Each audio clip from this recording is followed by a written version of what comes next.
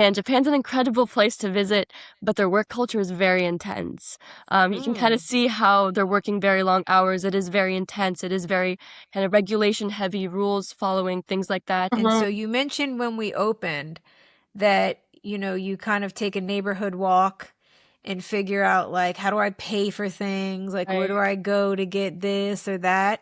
How has that shaped your experience or taught you to think differently about work culture? That's a really great question.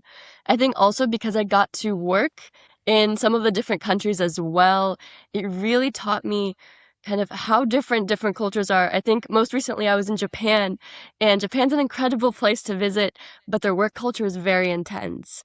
You can kind of see how they're working very long hours. It is very intense. It is very kind of regulation heavy, rules following, things like that. While, let's say, like in California, when I was at Tesla, it felt a bit more kind of calm, chill. Things were a bit there was less hierarchy, let's say. So like I could reach out to my manager's manager and have a coffee chat with them, while in a different culture that might not be as appropriate.